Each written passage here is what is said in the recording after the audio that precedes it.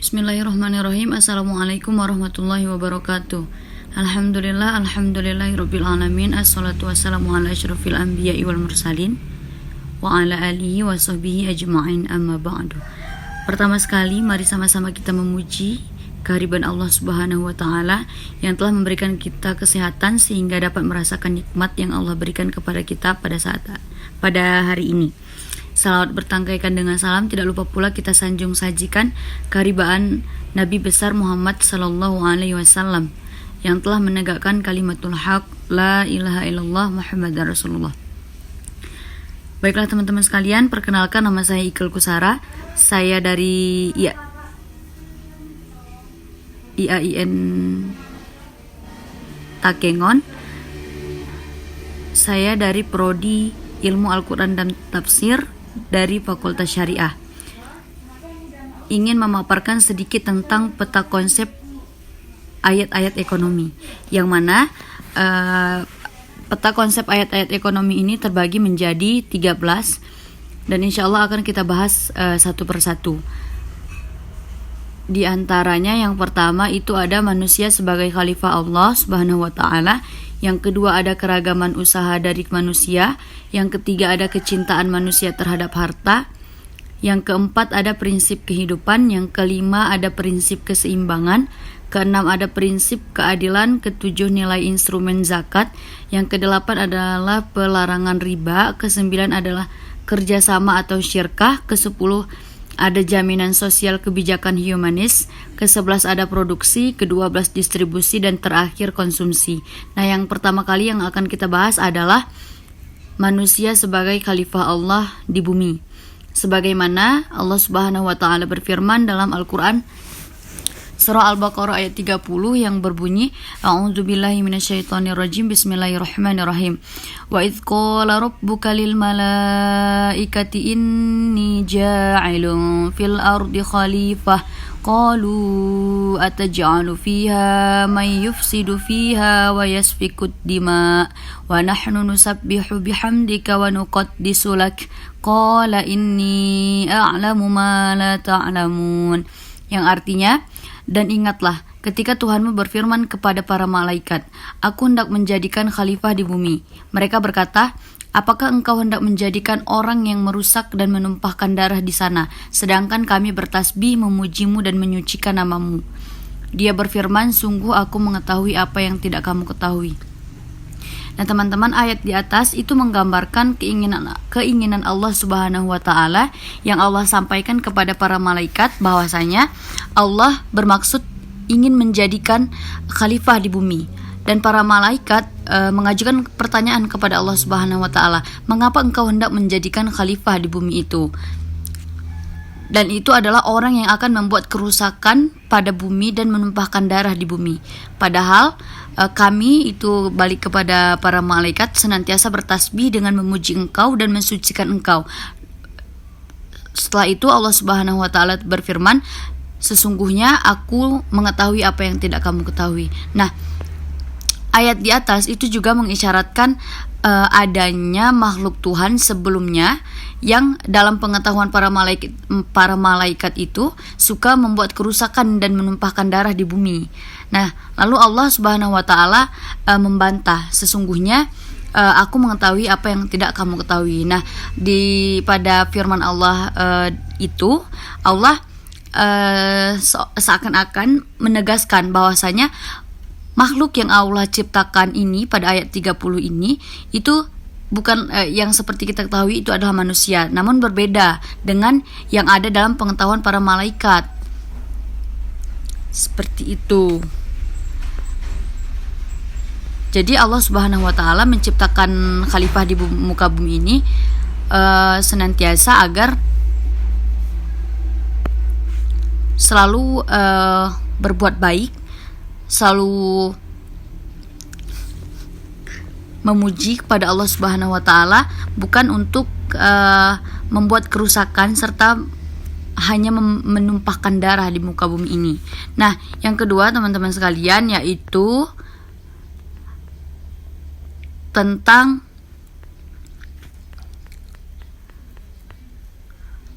keragaman usaha dari manusia. Pada pembahasan ini itu ada pada Quran surah Al-Lail ayat 1 sampai dengan ayat 4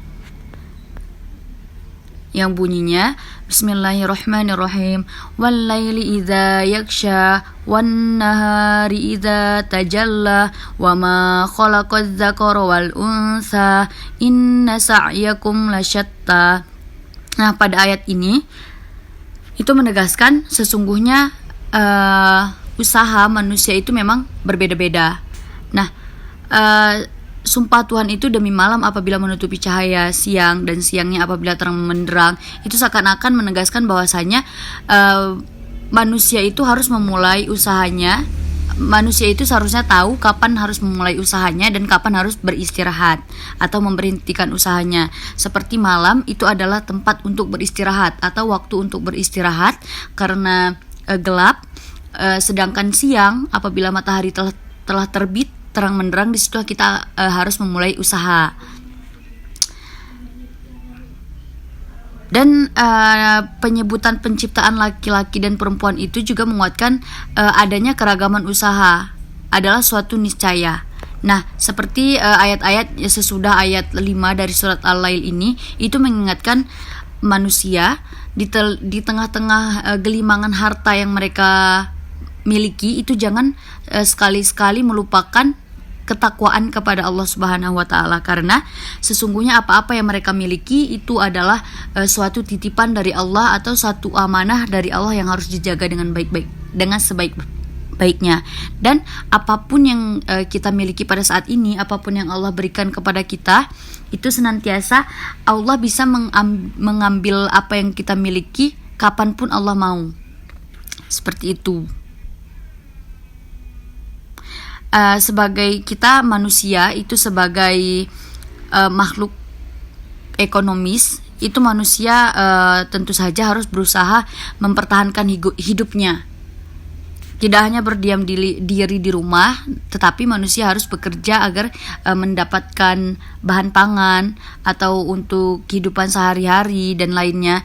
Di antaranya ada usaha atau ragam usaha yang manusia lakukan. Di antaranya ada yang bisa bercocok tanam, baik itu ke padi, kelapa, jagung, pisang dan lain sebagainya. Boleh juga menangkap ikan di laut atau di sungai atau di tempat-tempat yang memang ada ikannya. Selain menangkap ikan atau bisa juga bertukang atau berjualan, bekerja di pabrik, menjadi guru atau bahkan ada yang PNS dan lain sebagainya. Nah, itu adalah bentuk atau ragam usaha yang bisa dikerjakan oleh manusia. Yang penting apapun usaha manusia asalkan itu dikerjakan dengan niat bismillah sebelum mengerjakannya, agar apa-apa yang kita kerjakan bisa mendapatkan keberkahan di dalamnya. Nah, tidak lupa juga usaha itu harus halal. Jangan mengerjakan sesuatu yang mendapatkan hasil yang begitu banyak namun dikerjakan dengan cara yang haram. Itu tidak dianjurkan Allah Subhanahu wa taala. Pekerjaan harus dipandang baik oleh Islam, yang mana pekerjaan itu yang memang tidak merugikan siapapun, baik diri sendiri maupun orang lain. Rasulullah juga pernah kita ketahui berusaha, yaitu berdagang dari satu negeri ke negeri yang lainnya. Nabi juga pernah beternak, yaitu beternak domba, dan itu adalah suatu usaha yang tidak merugikan diri sendiri dan orang lain. Nah, yang ketiga itu adalah kecintaan manusia kepada harta. Itu ada pada Quran surah Al-Kahfi ayat ke-46.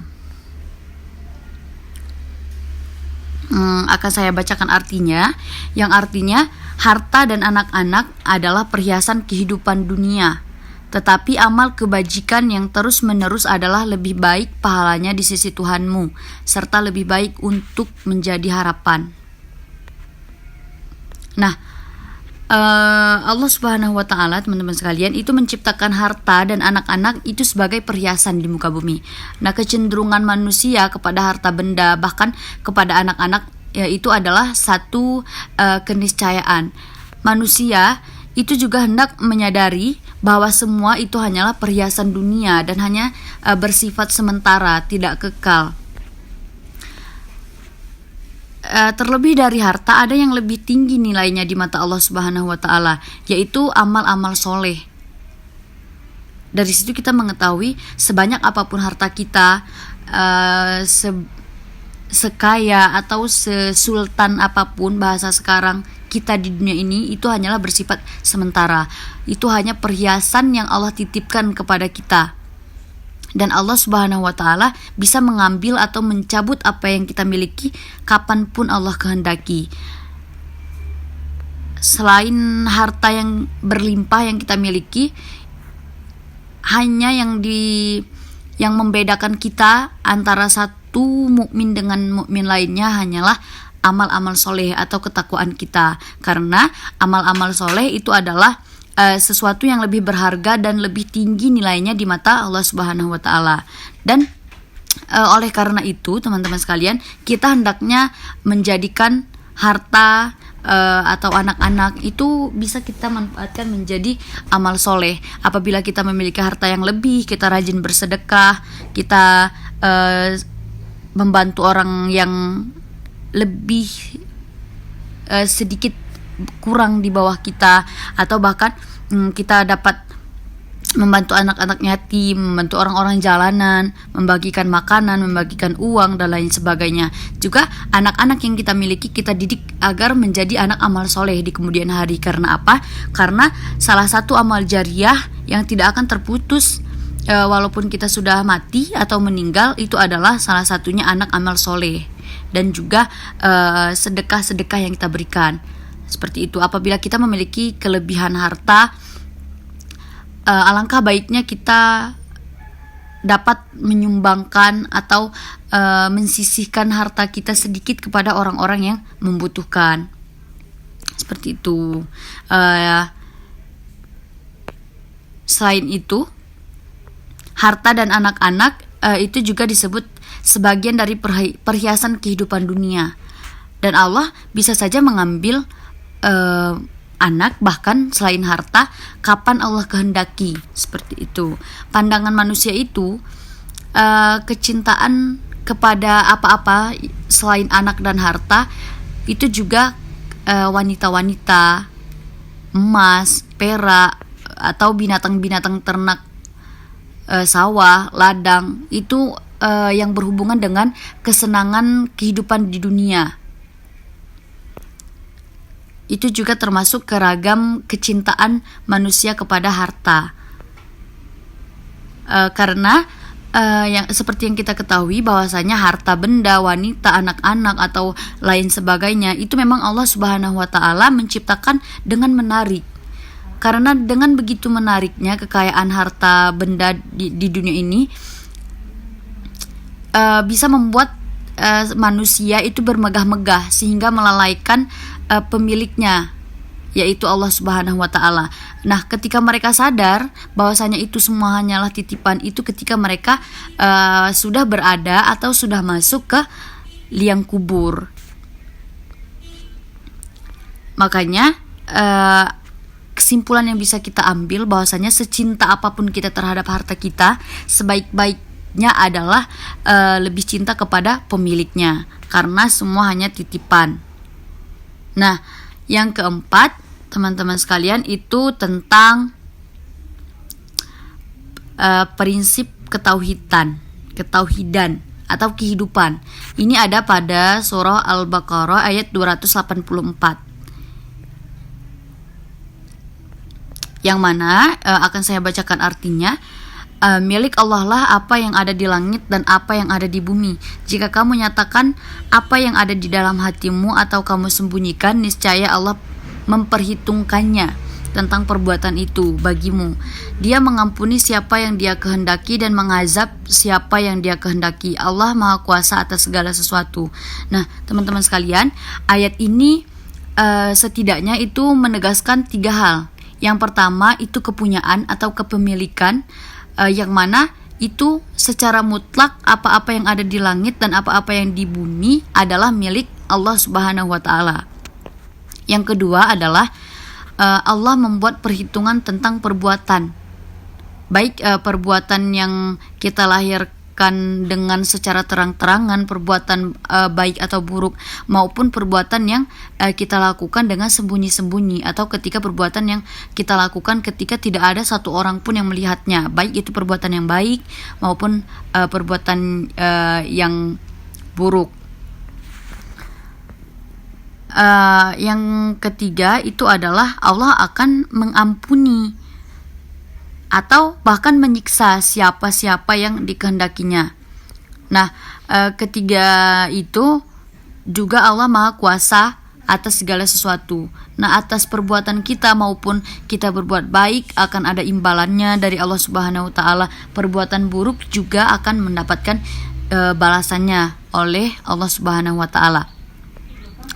Nah, Allah Maha Kuasa atas segala sesuatu itu sebagai pihak yang mempunyai kepemilikan, itu mutlak berarti Allah itu bisa melakukan segalanya, dan kita sebagai manusia menyadari bahwa kita akan memiliki keterbatasan, dan apa-apa atau segala aktivitas kita yang termasuk bernilai ekonomis itu semua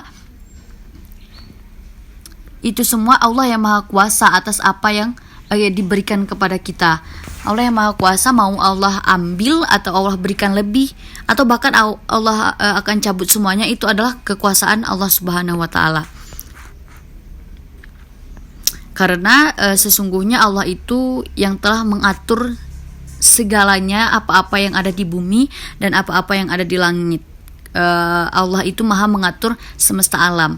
Nah, manusia atau kita sebagai manusia itu hanya sebagai khalifah di muka bumi ini, itu seharusnya bisa mengolah atau memberdayakan sumber-sumber alam atau apa-apa yang telah Allah berikan di muka bumi ini bisa kita olah atau kita bisa memberdayakannya. Kita sebagai manusia ciptaan Allah itu tidak boleh semena-mena berbuat kerusakan di muka bumi ini, karena bumi ini Allah sediakan untuk kita, untuk hamba-hambanya yang soleh, bukan untuk membuat kerusakan di bumi Allah. Yang kelima, teman-teman sekalian, itu adalah prinsip keseimbangan. Nah, dalam prinsip keseimbangan ini, itu Allah Subhanahu wa taala berfirman dalam surah Al-Baqarah ayat 201, yang artinya, dan di antara mereka yang berdoa, ya Tuhan kami, berilah kami kebaikan di dunia dan kebaikan di akhirat, dan lindungilah kami dari azab neraka. Nah, pada ayat ini itu ada kata Wahbah al-Zuhaili. Nah, di sini itu tentang atau mengajarkan tentang tausi atau keseimbangan, baik itu kebaikan dari kehidupan dunia dan akhirat. Nah, adanya dalam ayat ini tambahan pemeliharaan dari siksa neraka itu menunjukkan harapan kehidupan akhirat yang lebih baik daripada kehidupan di dunia.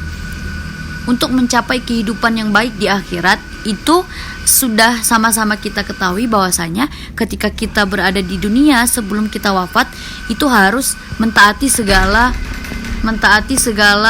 perintah Allah Subhanahu wa taala dan meninggalkan larangan-larangan yang dari Allah Subhanahu wa taala, seperti bermaksiat dalam bentuk apapun maksiat itu Allah telah melarangnya, maka tinggalkanlah apabila kita ingin kehidupan di akhirat kita lebih baik di kehidupan di kehidupan dunia. Selanjutnya Allah juga, kita sebagai mukmin atau sebagai seorang muslim itu meyakini bahwa alam ini itu Allah ciptakan dalam keadaan seimbang dan serasi. Allah Subhanahu wa taala telah berfirman dalam Quran surah Al-Mulk ayat 67, itu yang artinya kamu sekali-kali tidak melihat pada ciptaan Tuhan yang Maha Pemurah sesuatu yang tidak seimbang. Nah, dalam ayat ini Allah menyatakan bahwa Allah itu menciptakan segala sesuatu sesuai kadar ukuran, dan itu sangat matematis atau sistematis. Nah, Allah itu menciptakan tubuh manusia dan segala zat itu untuk mensupport dalam keadaan yang seimbang. Tidak ada yang lebih naik sedikit, lebih turun sedikit. Tidak ada yang seperti itu, namun seimbang. Seperti itu. Nah, yang keenam pembahasan kita yaitu tentang, sebentar teman-teman sekalian, yang keenam itu ya, pembahasan kita tentang prinsip keadilan. Nah, pada prinsip keadilan ini itu ada pada Quran surah Ali Imran ayat ke-8. Yang artinya, wahai orang-orang yang beriman, jadilah kamu sebagai penegak keadilan karena Allah Subhanahu wa taala ketika menjadi saksi dengan adil, dan janganlah kebencianmu terhadap suatu kaum mendorong kamu untuk berlaku tidak adil. Berlaku adillah, karena adil itu lebih dekat kepada takwa, dan bertakwalah kepada Allah. Sungguh Allah Maha teliti terhadap apa yang kamu kerjakan. Nah, di sini pada ayat ini Allah Subhanahu wa taala telah memperingatkan kita untuk berlaku adil. Dan apabila kita berlaku adil, itu kita lebih dekat kepada takwa. Dan takwa itu adalah termasuk perbuatan yang Allah cintai. Nah, ketika Allah telah menjelaskan pada ayat ini, ketika kita ingin menjadi saksi di sebuah atau di suatu jual beli atau di suatu pinjam meminjam, ketika kita diinginkan menjadi saksi, itu kita harus berlaku adil atau tidak berpihak ke salah satu orang. Apabila dalam hal pinjam meminjam, kita tidak condong ke salah satu orang yang ada di situ. Mungkin ada dua orang yang ingin melakukan pinjam meminjam. Nah, yang meminjam itu adalah orang yang kita benci, dan karena dia adalah orang yang kita benci, maka kita dapat berlaku tidak adil atau lebih condong kepada si peminjam atau yang memberi pinjaman tersebut, karena itu adalah perbuatan yang tidak terpuji. Allah Subhanahu wa taala telah menegaskan bahwasanya berlaku adillah, karena adil itu lebih dekat kepada takwa, dan bertakwalah kepada Allah, karena sesungguhnya apabila kita tidak berlaku adil sekalipun, itu seperti yang kita ketahui, itu adalah perbuatan yang tercela, dan Allah Subhanahu wa taala Maha teliti terhadap apa yang kita kerjakan. Selanjutnya teman-teman sekalian, kita akan membahas tentang nilai instrumen zakat. Ini ada pada Quran surah At-Taubah ayat 60, yang artinya, sesungguhnya zakat itu hanyalah untuk orang-orang fakir, orang miskin, amil zakat yang dilunakkan hatinya atau mu'alaf, untuk memerdekakan hamba sahaya, untuk membebaskan orang yang berhutang, untuk jalan Allah, dan untuk orang yang sedang dalam perjalanan, sebagai kewajiban dari Allah. Allah Maha mengetahui, Maha bijaksana. Nah, ayat ini atau ayat 60 ini itu membatasi atau mendistribusi harta sedekah-sedekah yang wajib, yaitu zakat. Dan zakat itu Allah tegaskan itu hanya untuk orang-orang fakir, untuk orang-orang miskin, untuk pengurus zakat, untuk para mu'alaf yang dibujuk hatinya, untuk memerdekakan budak atau orang-orang yang berhutang, untuk di jalan Allah, dan orang-orang yang sedang dalam perjalanan. Nah, ayat ini, mohon maaf teman-teman sekalian, itu juga menjelaskan hak-hak zakat itu diberikan kepada siapa saja, karena zakat itu tidak boleh diterima oleh semua orang, tetapi hanya orang-orang yang tertentu.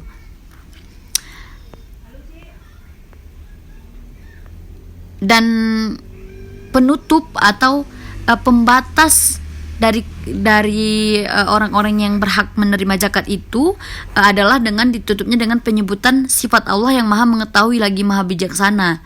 Seperti itu. Jika kita itu berlaku melakukan seperti tidak ada yang mengetahui bahwasanya ini saya sebagai pembagi zakat, saya boleh semena-mena membagikan kepada bahkan orang-orang yang memiliki kecukupan, karena seperti berpikir tidak ada yang mengetahui bahwa jika saya memberikan zakat ini kepada orang tersebut. Kita seakan-akan lupa bahwasanya pada ayat ini Allah telah menyebutkan sifat Allah yang maha mengetahui lagi maha bijaksana. Selanjutnya, teman-teman sekalian, kita akan membahas tentang riba. Riba ini itu sudah tidak asing ya bagi kita semua. Ini ada pada Quran surah Al-Baqarah ayat 275 sampai 276. Orang-orang yang memakan riba tidak dapat berdiri melainkan seperti berdirinya orang yang kemasukan setan karena gila.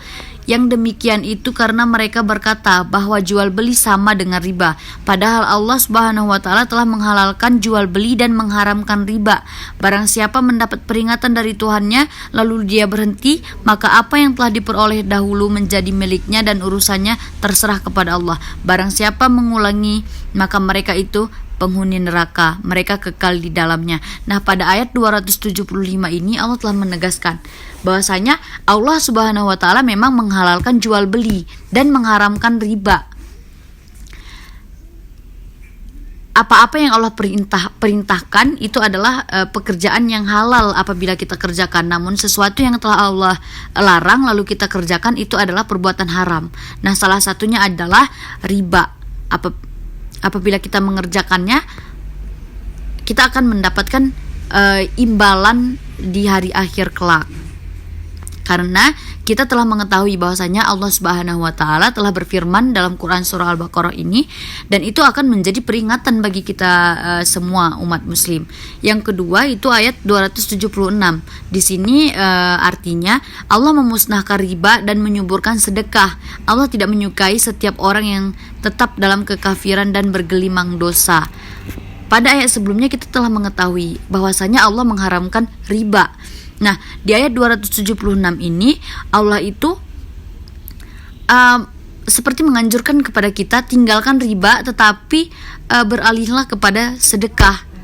Karena Allah itu tidak menyukai setiap orang yang tetap berada dalam kekafiran atau berada dalam pengetahuan bahwasanya riba itu haram tetapi tetap melakukannya.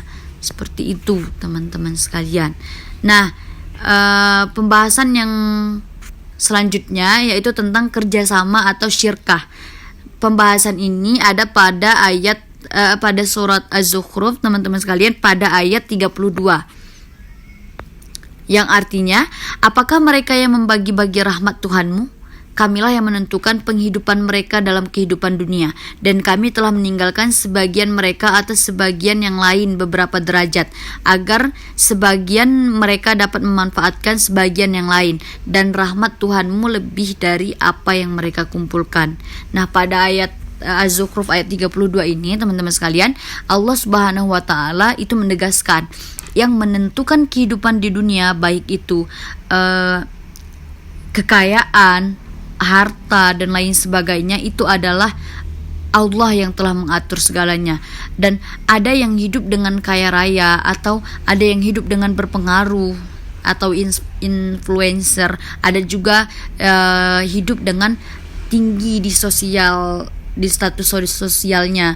Itu juga sebaliknya, ada juga orang-orang yang miskin atau menjadi rakyat jelata, dan semuanya itu diharapkan dapat menciptakan kerjasama yang baik antara yang miskin dengan si kaya saling berbagi kepada si miskin, si kaya saling berbagi kepada si jelata, seperti itu. Bukan untuk kehidupan di dunia ini bukan untuk melestarikan kemiskinan, tetapi bagaimana kita itu berupaya meninggikan derajat kaum-kaum duafa. Karena apapun yang kita lakukan itu akan mendapat balasan di hari akhir kelak. Yang ke-10 itu jaminan sosial kebijaksanaan humanis. Itu terdapat pada Quran surah Ali Imran ayat ke-39. Yang artinya Kemudian para malaikat memanggilnya. Ketika dia berdiri melaksanakan sholat di mihrab, Allah menyampaikan kabar gembira kepadamu dengan kelahiran Yahya yang membenarkan sebuah kalimat dari Allah, panutan, berkemampuan menahan diri dari hawa nafsu, dan seorang nabi di antara orang-orang yang soleh. Nah, ayat di atas ini itu berkaitan dengan ayat-ayat sebelumnya dan sesudahnya, yaitu tentang keutamaan keluarga Imran, di mana Allah Subhanahu wa taala itu melebihkan dari segala umat di masa mereka, pada saat itu. Namun keluarga Imran ini itu diabadikan dalam Quran surah Ali Imran dan menjadi surat ketiga.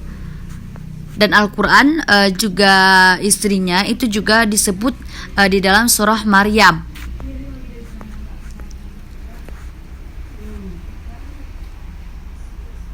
Nah, pada pembahasan kita yang selanjutnya yaitu tentang produksi, di mana produksi ini itu terbagi menjadi 3. Yang pertama itu tentang al-bai'i atau jual beli muamalah. Itu terdapat dalam Quran surah Al-Jumu'ah ayat 9-10, yaitu Allah Subhanahu wa taala itu menyuruh untuk bersegera melakukan sholat Jumat kepada penduduk Madinah yang sedang asik melakukan transaksi dagang, meninggalkan aktivitas jual beli untuk sementara melakukan sholat Jumat.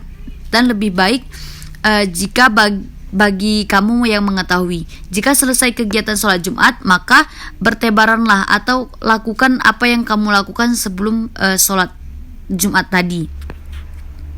Yang kedua itu tentang beraktivitas di berbagai penjuru bumi. Itu ada pada Quran surah Al-Mulk ayat ke-15, yang mana pada ayat ini Allah Subhanahu wa taala itu menjadikan bumi itu dengan mudah diberdayakan, dikelola atau dikuasai untuk hidup dan kehidupan manusia di berbagai penjuru di bumi. Nah, kegiatan ekonomi itu tidak hanya terfokus pada satu tempat saja. Manusia itu Allah memerintahkan untuk melakukan hijrah seperti yang Rasulullah lakukan ketika berdagang. Yang ketiga itu adalah beristirahat dan bekerja. Itu ada pada Quran surah An-Naba ayat 10 sampai ayat 11. Yang mana pada ayat 10 Allah Subhanahu wa taala berfirman, dan kami menjadikan malam sebagai pakaian. Sedangkan pada ayat 11 Allah berfirman, dan kami menjadikan siang untuk mencari kehidupan. Bahkan pada Al-Quran saja Allah Subhanahu wa taala telah mengatur segala kehidupan kita. Allah telah memberitahu bahwasanya malam itu sebagai pakaian atau sebagai waktu untuk beristirahat.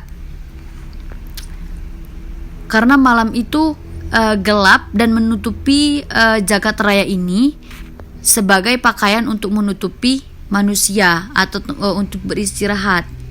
Dan Allah menjadikan siang itu untuk mencari penghidupan, karena pada siang hari itu matahari telah terbit dan dunia ini terang, maka akan mudah manusia ini untuk mencari rezeki kemanapun yang mereka mau, seperti itu.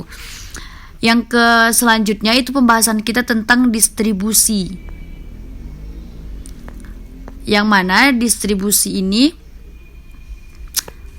terbagi menjadi beberapa. Yang pertama itu tentang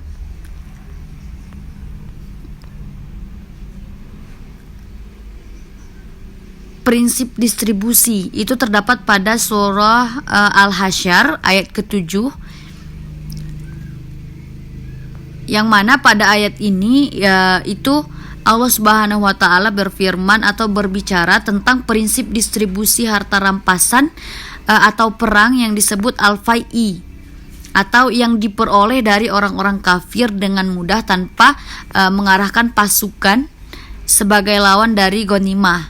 Nah, ini adalah untuk Allah, untuk Rasul, kaum kerabat, untuk anak-anak yatim, untuk orang-orang miskin dan orang-orang yang sedang dalam perjalanan, supaya harta-harta yang didapat itu jangan beredar atau jangan berserak Seperti itu, di antara orang-orang kaya saja, agar semua dibagi dengan rata. Yang kedua itu larangan bakhil atau menyembunyikan harta. Itu ada pada Quran surah Ali Imran ayat 180.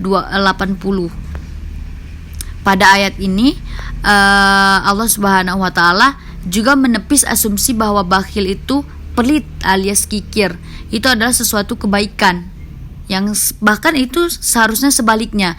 Bakhil itu adalah suatu keburukan, karena harta atau uang yang kita miliki itu tidak beredar di masyarakat, atau hanya kita yang menikmati uang atau harta yang kita miliki.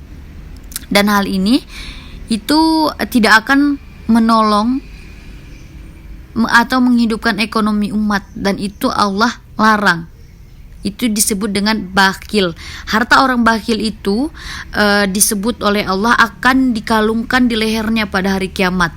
Dan itu adalah sebagai simbol beban berat yang akan dipukul si bakhil. Orang yang pelaku bakhil tadi atau orang yang pelit itu nanti sebagai dosa kebakhilannya, karena berpijak pada asumsi pola pikir yang salah. Karena ia itu, orang bakhil ini enggan menolong sesama dengan kekayaan yang dia miliki. Padahal apa-apa yang dia miliki itu semata-mata milik Allah Subhanahu wa taala. Yang ketiga itu penyimpanan emas dan perak. Itu ada pada ayat At-Taubah ayat 34 sampai 35. Yang mana pada ayat ini itu menginformasikan kepada orang-orang beriman bahwasanya sebagian besar orang-orang alim Yahudi dan rohib-rohib Nasrani itu memakan harta orang yang jalannya batil. Dan ini sebagai tanbih atau sebagai peringatan kepada kaum muslimin untuk tidak menuruti atau mengikuti perilaku orang-orang sebelumnya, karena tidak mendistribusikan sedikit pun hartanya kepada orang-orang yang berpihak atau enggan untuk bersedekah atau memberi. Nah, sebaliknya, tindakan orang-orang yang menyimpan emas dan perak atau tidak menafkahkan atau tidak bahkan mengeluarkan zakat sekalipun pada jalan Allah, maka orang-orang tersebut akan mendapatkan siksa yang pedih di hari akhir. Pada hari akhir itu emas-emas yang mereka miliki akan dipanaskan di dalam neraka jahanam, lalu dibakar di dahi mereka, di lambung dan di punggung-punggung mereka. Itu Allah katakan, inilah harta bendamu yang kamu simpan untuk dirimu sendiri, maka rasakanlah sekarang akibat dari apa yang kamu simpan itu. Yang selanjutnya itu adalah wasiat dan warisan.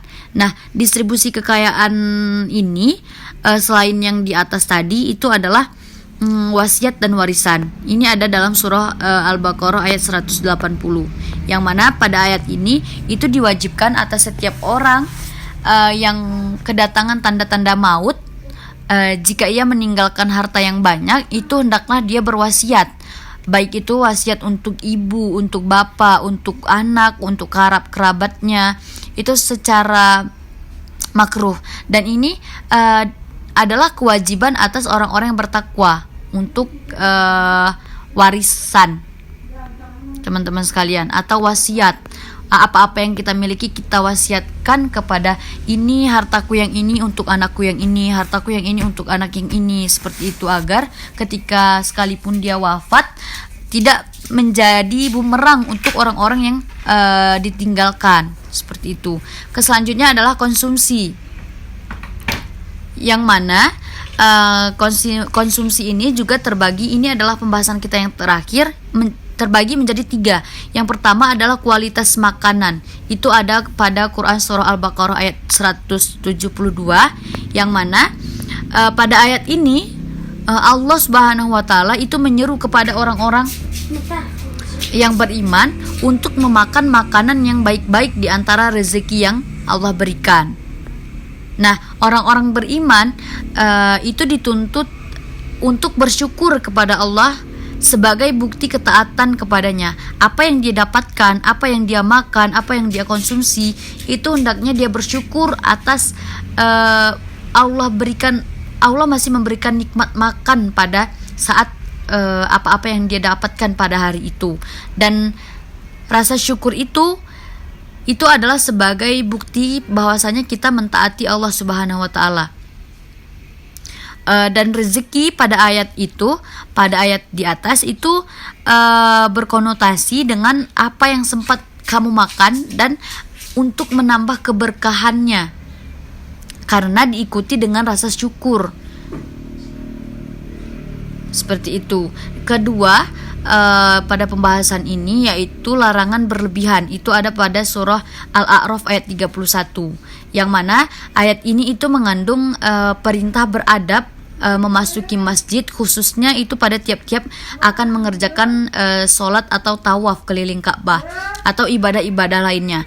Nah, Allah Subhanahu wa taala itu juga memerintahkan kalaulah kita makan dan minum itu janganlah melampaui batas. Makanlah apa-apa sampai secukupnya, jangan berlebih-lebihan. Yang ketiga adalah makanan dan terlarang. Itu ada pada Quran surah Al-Baqarah ayat 173, yang mana pada ayat ini dijelaskan ada 4 makanan yang diharamkan untuk dimakan atau untuk dikonsumsi. Yang pertama, bangkai, darah, daging babi dan binatang yang ketika disembeli itu tidak disebut nama selain nama Allah Subhanahu wa taala. Nah, barang siapa dalam keadaan terpaksa memakan yang Allah haramkan tersebut, sedang dia tidak menginginkannya karena dalam keadaan terpaksa, dan ketika memakannya juga tidak melampaui batas, maka tidak ada baginya dosa. Sesungguhnya Allah Maha Pengampun lagi Maha Penyayang. Apabila kita dalam keadaan mendesak atau kita sedang ada di hutan belantara atau dalam keadaan yang sama sekali tidak ada apa-apa yang dikonsumsi selain hewan-hewan yang terlarang tersebut, maka kita boleh mengonsumsinya dengan syarat tidak dengan keinginan kita, dan juga ketika memakannya tidak dengan berlebihan. Nah, teman-teman sekalian, mungkin itu saja yang dapat saya paparkan. Banyak sekali kekurangan dalam pemaparan saya mohon maaf. Saya akhiri, wabillahi taufik wal hidayah. Wassalamualaikum warahmatullahi wabarakatuh.